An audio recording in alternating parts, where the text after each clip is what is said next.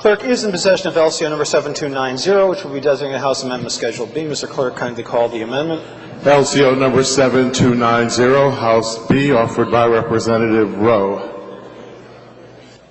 Gentlemen, let's ask leave the chamber to summarize. Is there objection? Hearing none. Please proceed, Representative Rowe. Thank you, Mr. Speaker.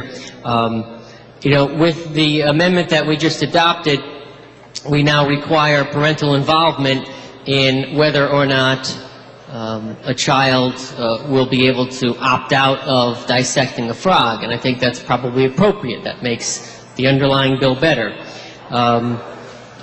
We require parental involvement in a host of activities that minors engage in, but none of these activities are more significant than an abortion, which is the taking of a life. This amendment would rectify that by requiring parental involvement when a minor is seeking an abortion, and I move adoption.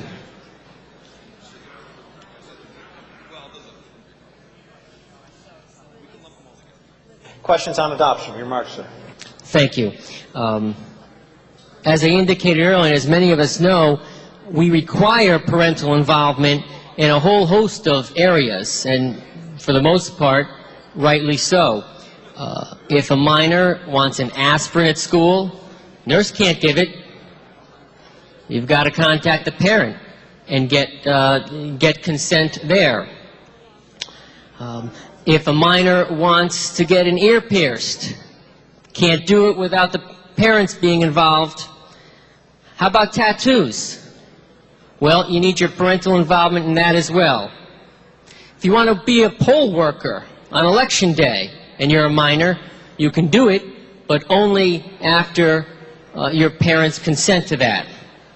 How about if you want to go to a tanning salon and get bronzed? Well, you need your parents' permission if you're a minor to do that. But what's missing here is something that's far more significant than any of those areas, and that's abortion. A minor seeking abortion is the taking of a human life. And don't take my word for that. Read up on it. Science is unanimous in their findings that human life begins at conception. But we've deliberately abdicated our responsibility in this area. Surely abortion ought to be a far greater concern to us than tanning, than getting an aspirin at school, or becoming a poll worker. But apparently it's not, because this is an issue that we can't even get a public hearing on. We don't even talk about this. It's amazing to me. And what we're left with is searching for a bill with a bridge that talks about parental involvement, and then attaching to that and trying to negotiate a few minutes to talk about it on the House floor. And I guess that's where we are today. And I do appreciate the opportunity given.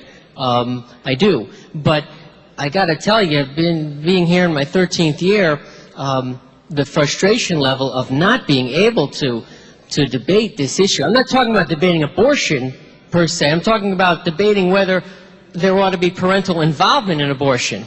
But I would think that this is the place to do it, right? This is where we make laws. But apparently not. Maybe there's somewhere else in the state that I have to go to do this. And I'm wrapping up, but whether one is pro-life or whether they consider themselves pro-abortion, common ground can be found on this. Common ground can be found on requiring that minors have the involvement of their parents. And this amendment, as drafted, is very, very modest. It has opt-outs. It's almost too modest. I might even vote against it if I could actually get a vote on it. That's how gentle it is. And I would implore those in this body that have a bit more power than I to please open your hearts, open your minds, take the politics out of the issue and look at it for what it is. It's protecting children from something that more likely than not will stay with them the rest of their lives.